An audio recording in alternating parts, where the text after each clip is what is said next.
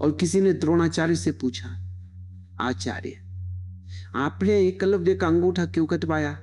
ये सवाल सदियों से पूछा जा रहा है। और द्रोण का उत्तर देखो।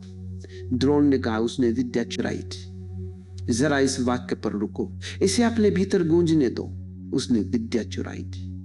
द्रोण ने कहा, उसका शूद्र होना, उसका दलित होना, उसका अछूत होना इससे संबंधित नहीं था। ये तो न्याय था, ये तो नियम था। और वो भीड़, वो मूर्ख भीड़ जो वहां खड़ी थी, उसने राहत की सांस ली। भीड़ को राहत की सांस लेना बहुत पसंद है। भीड़ को बहाने बड़े प्रिय होते हैं। तुम्हें पता है क्यों? क्योंकि बहाने के बिना पाप लगता है, नग्न लगता है, घिनौना लगता है। अगर द्रोण सच बोल देते कि मैं ईर्ष्यालु हूं, मैं डरा हुआ हूं, मैं राजनीति कर रहा हूं, तो वो भीड़ बर्दाश्त नहीं कर पाती, उनके गुरु की छवि टूट जाती। लेकिन बहाने के साथ वही पाप धर्म बन जाता है। बहाने के साथ वही हिंसा न्याय बन जाती है। बहाने के साथ वही क्रूरता परंपरा का रक्षक बन जाती है। भीड़ खुश हो गई कि चलो द्रोणाचार्य बच गए, भगवान बच गए, हमारा विश्वास बच गया। लेकिन मैं तुमसे कहता हूं, यह सत्य नहीं है। और जो सत्य नहीं है वो बहुत मधुर भाषा में बोला जाता है, वो बहुत सजा धजा कर बोला जाता है। क्योंकि झूठ को मीठा होना पड़ता है, उसे शक्कर में लपेटना पड़ता है ताकि तुम उसे निगल सको। अगर झूठ कड़वा हो तो तुम उसे थूक दोगे। इसलिए झूठ हमेशा मुस्कुराता हुआ आता है। झूठ हमेशा तर्क के साथ आता है। सत्य को मीठा होने की कोई जरूरत नहीं। सत्य तो कड़वा हो वही औषधि है। सत्य तो नग्न तलवार जैसा है, वो काटता है, वो तुम्हारे अहंकार को दो टुकड़ों में बांट देता है। और इसीलिए लोग सत्य से डरते।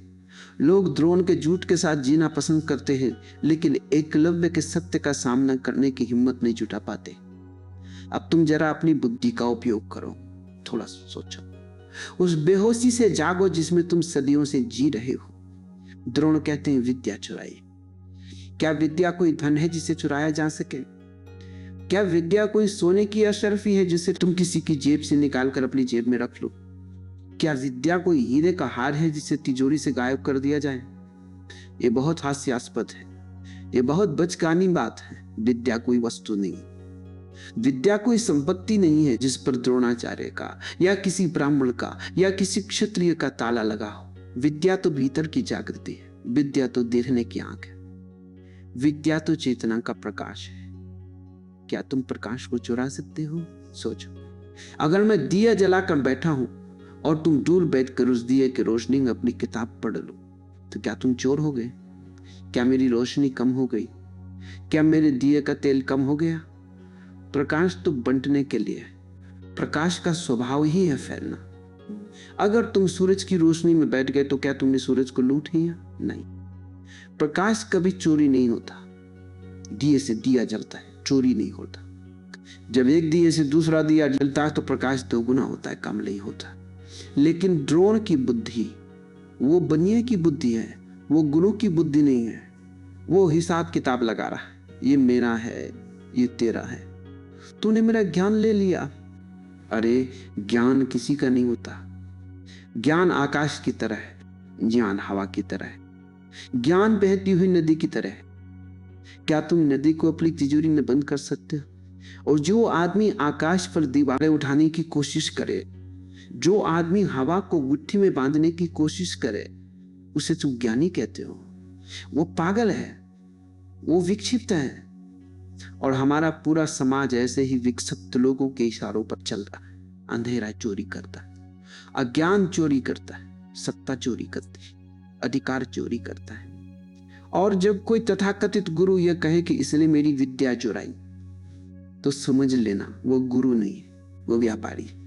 वो कोई अधिकार बचा रहा है, वो अपनी दुकान बचा रहा है। उसे डर है कि अगर सबने सीख लिया तो मेरी दुकान का क्या होगा। अगर मुफ्त में ही दिए जलने लगे तो मेरा तेल कौन खरीदेगा? मैं पूछता हूं द्रोण से, और मैं पूछता हूं तुम सबसे जो द्रोण की पूजा करते हो, यदि उसका दलित होना, उसका शूद्र होना, उसका भील होना, यदि यह सब संबंधित नहीं था तो प्रवेश क्यों रोका गया? जरा पीछे मुड़कर देखो। जब वो बालक आया था, छोटा सा बालक, निर्दोष, आंखों में सपने लिए, श्रद्धा से भरा हुआ, वो तुम्हारे द्वार पर आया था।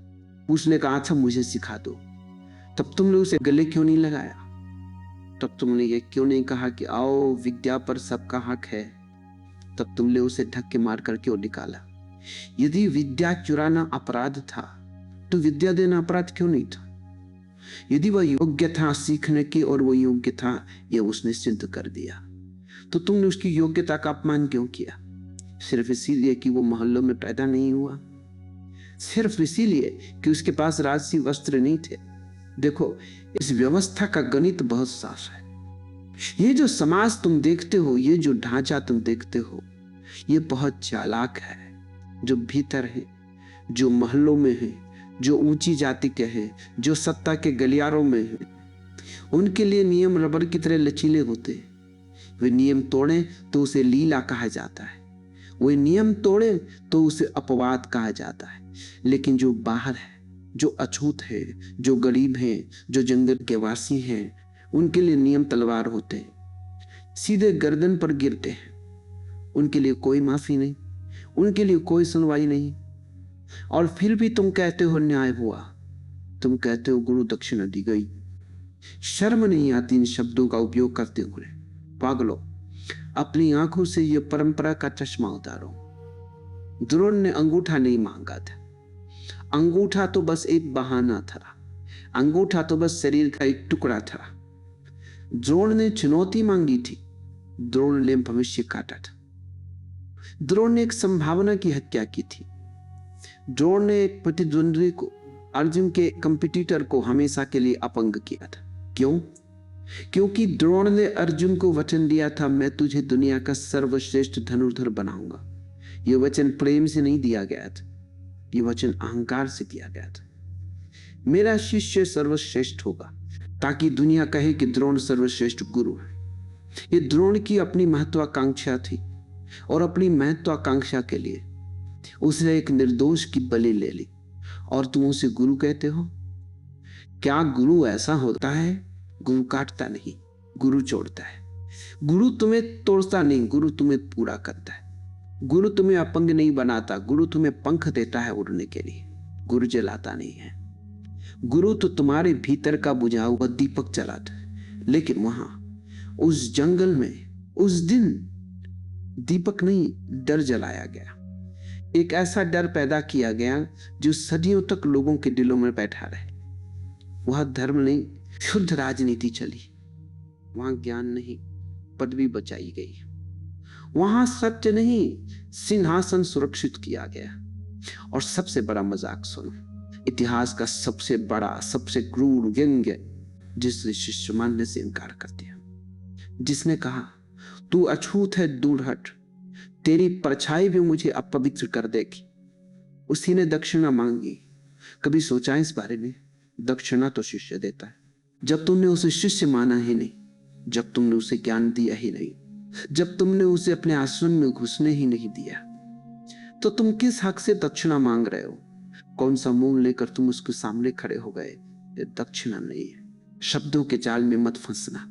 ये हफ्ता वसूली है, ये लूट है, ये ब्लैकमेल है, ये गुरु शब्द का, गुरुत्व का सबसे बड़ा अपमान है।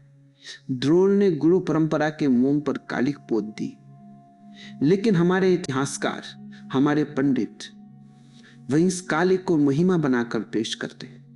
एकलव्य का अपराध चोरी नहीं था, एकलव्य का अपराध यह था कि वो सीख गया।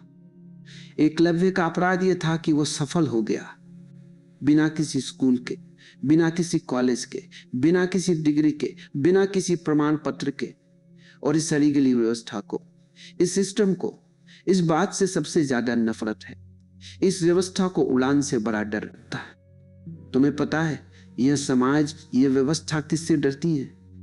ये एक जागते हुए मन से डरती है। ये ऐसे मन से डरती है जो पूछता है। ये ऐसे मन से डरती है जो किसी के सहारे के बिना अपनी लीड पर सीधा खड़ा हो जाता है, जो झुकता नहीं, जो गिड़गिड़ाता नहीं। व्यवस्था चाहती है कि तुम हमेशा निर्भर रहो, ब्राह्मण पर निर्भर रहो, राजा पर निर्भर रहो, नेता पर निर्भर रहो, गुरु पर निर्भर रहो। अगर तुम खुद सीख गए, अगर तुमने अपना दिया खुद जला लिया, तो इन ठेकेदारों की जरूरत क्या रह जाएगी? इन बिचौलियों का धंधा कैसे चलेगा? इसलिए एकलव्य खतरा था, अर्जुन खतरा नहीं था। अर्जुन तो तोता था, जो द्रोण कहते थे वो रख लेता था। एकलव्य खतरा था, क्योंकि वो मौलिक था। इसीलिए पहले तुम्हें बाहर रखा जाता है, कहा जाता तुम इसके योग्य नहीं हो, ये वेद तुम्हारे लिए नहीं है, ये शस्त्र तुम्हारे लिए नहीं, तुम्हें हीन महसूस कराया जाता है। और फिर अगर तुम अपनी तड़प से, अपनी प्यास से, अपने पुरुषार्थ से सीख लो, अगर तुम जंगल में मिट्टी की मूर्ति बनाकर भी सीख लो, तो तुम्हें चोर घोषित कर दिया जाता है। पहले तुम्हें रोका जाता है, फिर तुम्हें दोषी बनाया जाता है। ये षड्यंत्र बहुत गहरा है। तुम्हें अपराधी महसूस कराया जाता है। हाय, मैंने चोरी कर ली। और एकलव्य बेचारा सीधा साधा आदिवासी, वो इस चाल को समझ नहीं पाया। वो आत्मग्लानि से भर गया। उसे लगा शायद मैंने सच में पाप किया है, और इसी ग्लानि का फायदा उठाकर द्रोण ने उसका अंगूठा मांग लिया। ये खेल बहुत पुराना है, पर बहुत चालाक है। आज भी यही हो रहा है। आज भी अगर कोई गरीब का बेटा, कोई दलित, कोई पिछड़ा आगे बढ़ने की कोशिश करता है, तो पहले तो उसे संसाधन नहीं दिए जाते, और अगर वो अपने दम पर कुछ कर ले तो उसे किसी न किसी नियम, किसी न किसी कानून के जाल में फंसाकर पीछे धकेल दिया जाता है। चेहरे बदल गए, लेकिन द्रोणाचार्य आज भी जिंदा है। अब मैं तुमसे एक ही बात कहता हूं, ये कथा अंगूठे की नहीं है। अंगूठा तो बस एक मांस का टुकड़ा है। ये कथा उस चेतना की है जिसे काटने की कोशिश की गई। यह कथा उस विद्रोह की है जिसे कुचलने की कोशिश की गई। और मजा यह है, चेतना कट भी जाए, अंगूठा कट भी जाए, उसका प्रश्न बच जाता है। प्रश्न मरता नहीं है। सत्य को तुम गाड़ सकते हो, जला सकते हो, लेकिन सत्य बीज की तरह होता है, वो फिर उग आता है। आज हजारों साल बाद भी वो प्रश्न खड़ा है कि यह न्याय था या यह सिर्फ सत्ता का, अहंकार का एक घिनौना षड्यंत्र था। और अगर तुमने ईमानदारी से देख लिया, अगर तुमने अपनी आंखों से परंपरा की, धर्म की, अंधविश्वास की पट्टी उतार कर देख लिया, तो तुम समझ जाओगे चोरी एकलव्य ने नहीं की थी। चोरी उस व्यवस्था ने की थी जिसने मनुष्य को मनुष्य मानने से इनकार कर दिया। चोरी उस समाज ने की थी जिसने प्रतिभा के ऊपर जाति को रख दिया। अब जरा जड़ को देखो, मूल को पकड़ो। बीमारी कहाँ है? घटना बाहर घटती है, लेकिन व्यवस्था भीतर बैठ जाती है। एकलव्य का प्रसंग तुम्हें एक बात सिखाता है, सत्ता कभी सीधे नहीं मारती। सत्ता बहुत होशियार है। अगर वो सीधे मारेगी तो तुम विद्रोह कर दोगे। इसलिए सत्ता पहले भाषा बनती है, सत्ता पहले नैतिकता का मुखौटा पहनती है। वो कहती है ये धर्म है, ये बड़ों का आदर है, ये गुरु भक्ति है। सत्ता पहले नियम बनकर आती है, और फिर वही नियम कोड़ा बन जाता है।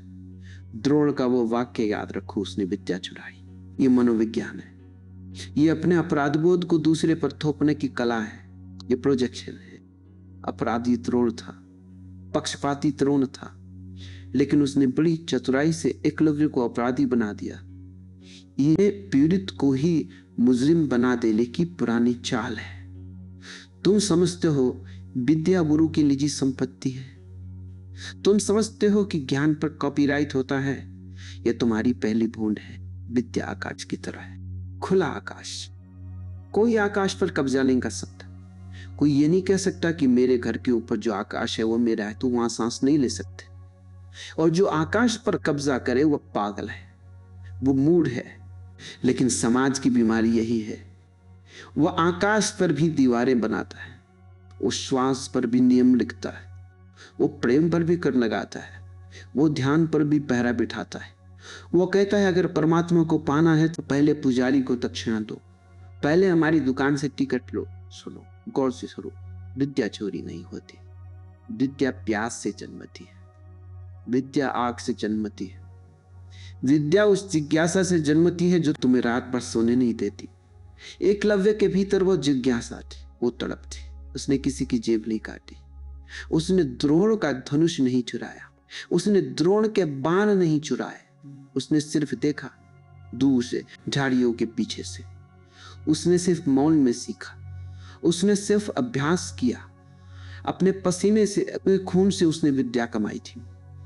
लेकिन व्यवस्था कहती है चोरी है। क्यों? क्योंकि व्यवस्था चाहती है कि सीखना भी अनुमति से हो, क्योंकि व्यवस्था चाहती है कि प्रतिभा भी पहले उसकी मुहर लगवाए, क्योंकि व्यवस्था चाहती है कि उड़ान भी टिकट लेकर हो, ताकि उसका नियंत्रण बना रहे, ताकि उसे पता रहे कि कौन उड़ रहा है, और अगर कोई ज्यादा ऊंचा उड़ने लगे तो उसके पर कतरे जा सके। और याद रखना, जहां अनुमति की मांग शुरू हो जाती है, जहां तुम्हें साबित करना पड़ता है कि मालिक क्या मैं सांस ले सकता हूं, वहां स्वतंत्रता मरने लगती है, वहां मनुष्य मर जाता है, सिर्फ गुलाम बचते हैं, स्वतंत्रता मरने लगती। द्रोण ने अनुमति रोकी, उसने द्वार बंद कर दिया, लेकिन फिर भी एकलव्य सीख गया, फिर भी एकलव्य खिल गया। यह व्यवस्था के लिए सबसे बड़ा अपमान है। यह द्रोण के मुंह पर सबसे करारा तमाचा था। सोचो द्रोण की हालत।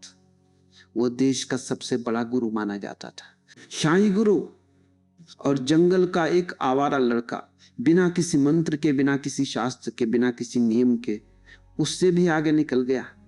यह द्रोण की असफलता थी। यह सिद्ध हो गया कि ज्ञान मोहनों का मोहताज नहीं है। यह सिद्ध हो गया कि गुरु अनिवार्य नहीं है अगर प्यास सच्ची हो।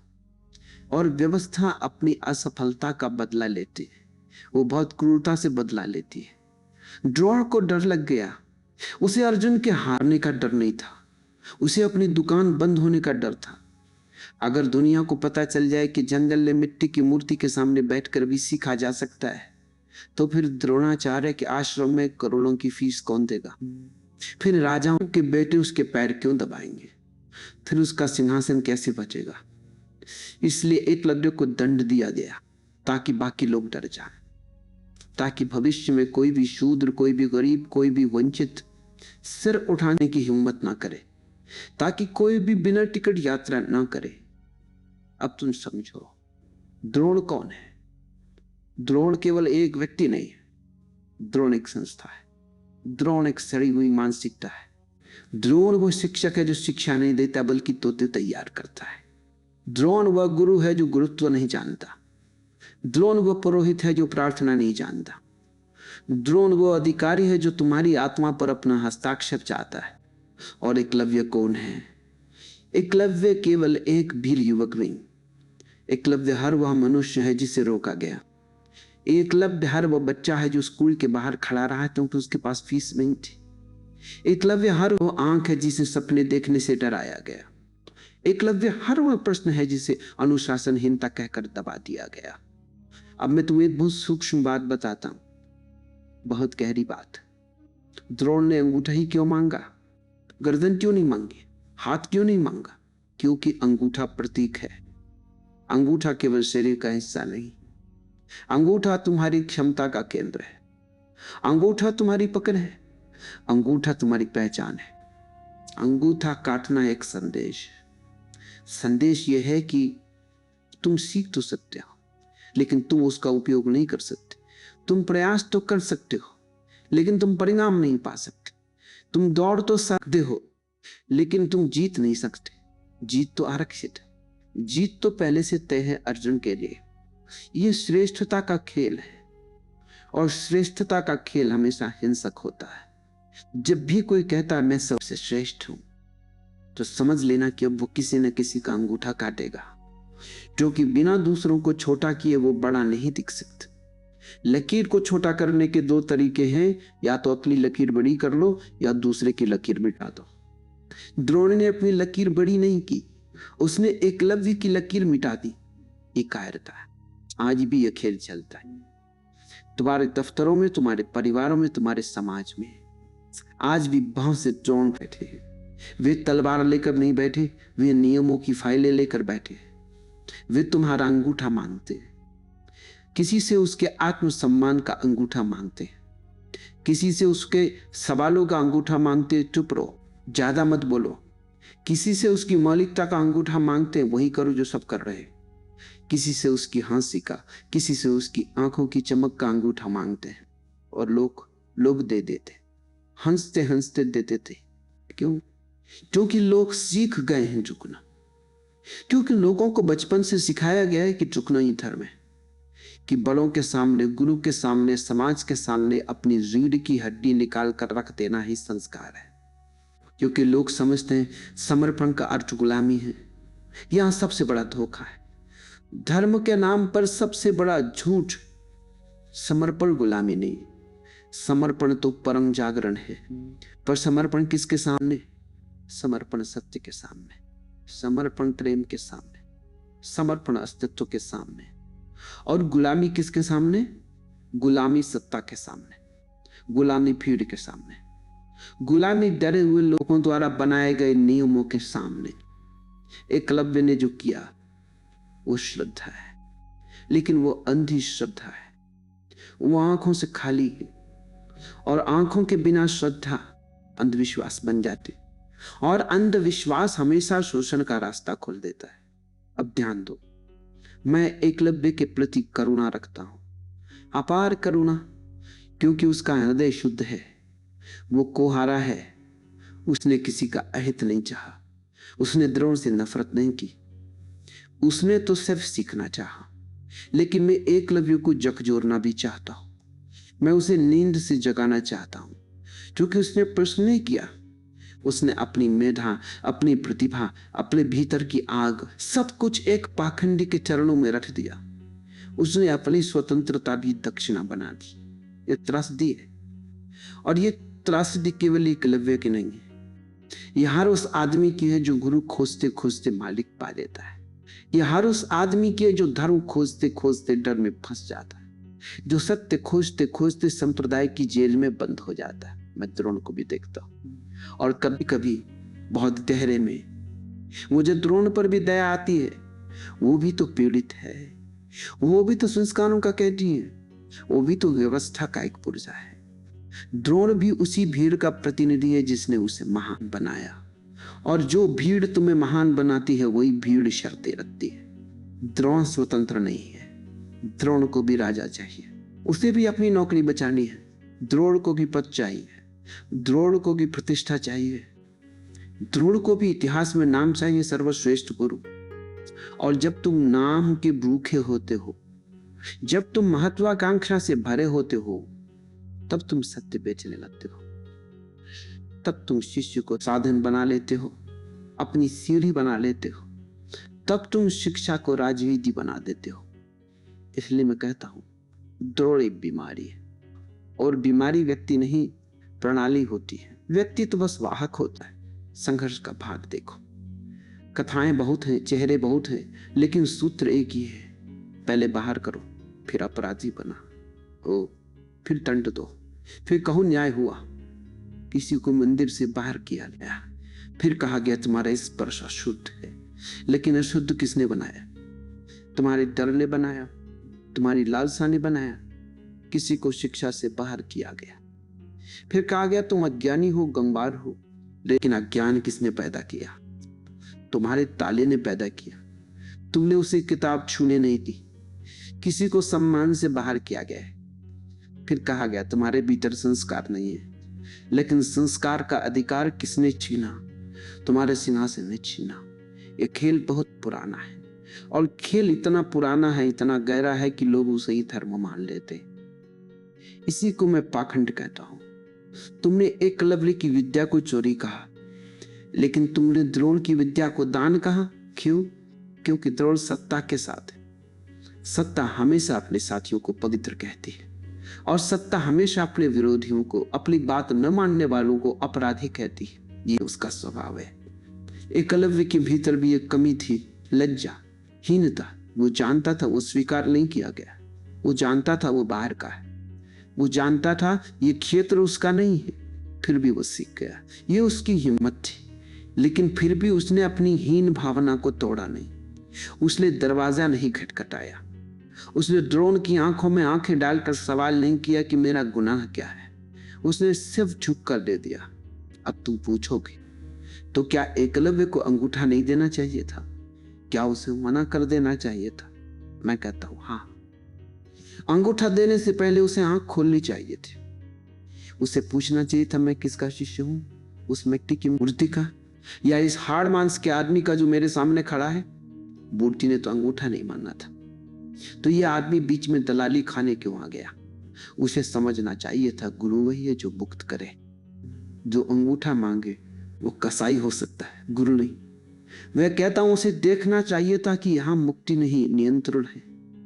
और मैं यह भी कहता हूं एकलव्य ने अंगूठा दिया, अंगूठा कट गया, लेकिन एकलव्य की कथा बच गई। द्रोण जीत कर भी हार गया, एकलव्य हार कर भी जीत गया। यही जीवन का व्यंग्य है। सत्ता जिसको दबाती है उसे ही प्रसिद्ध कर देती है, क्योंकि दबाव का मतलब है वहां कुछ जीवित था, वहां कुछ चमक रहा था, वहां कुछ खतरा था। मुर्दों को कोई नहीं दबाता, चोरी द्रोण लेकिन उसने शिक्षा शब्द का अर्थ चुरा लिया, उसने गुरु शब्द की आत्मा चुरा ली, उसने दक्षिणा शब्द को गंदा कर दिया। दक्षिणा कृतज्ञता होती है, दक्षिणा प्रेम का फूल होती है, यहां दक्षिणा प्रतिशोध है, यहां दक्षिणा ईर्ष्या है, यहां दक्षिणा हत्या है। और जब धर्म में हत्या घुस जाती है तब धर्म मर जाता है। भीड़ ने द्रोण की भाषा को स्वीकार किया, क्योंकि भीड़ को प्रश्न नहीं चाहिए, भीड़ को सरल उत्तर चाहिए। भीड़ को कोई विलेन चाहिए, कोई चोर चाहिए, ताकि वे अपने हीरो को पूछ सके। भीड़ कहती है एकलव्य चोर है, और फिर भीड़ चैन से सो जाती है, क्योंकि अब उनकी व्यवस्था निर्दोष हो गई। अब तुम मेरी बात पकड़ो, यह कथा अर्जुन के खिलाफ भी नहीं है, यह कथा द्रोण के खिलाफ भी नहीं है, यह कथा उस मानसिकता के खिलाफ है जो तुलना करती है, जो कहती है मेरा बेटा पहला है, मेरा शिष्य श्रेष्ठ बने, मेरी जाति ऊपर रहे। ये मानसिकता ही हिंसा है, यही अंगूठा काटती है। अब तुम्हें परिवर्तन की तरफ ले चलता हूं, और परिवर्तन बाहर नहीं है, परिवर्तन तुम्हारे भीतर है। पहली बात, अपने भीतर के द्रोण को पहचानो। क्या तुम भी किसी को सीखता देखकर जलते हो? क्या तुम भी अपने बच्चों को, अपने साथियों को आगे बढ़ने से रोकते हो? क्या तुम भी अपनी कुर्सी बचाने के लिए किसी की प्रतिभा का गला घूंटते हो? यदि हाँ, तो तुम द्रोण हो। द्रोण बाहर कम है, द्रोण भीतर जाता है। दूसरी बात, अपने भीतर के एकलव्य को भी देखो। तुम कब कब अपने अंगूठे काटते हो? दूसरों की तालियों के लिए, दूसरों की स्वीकृति के लिए।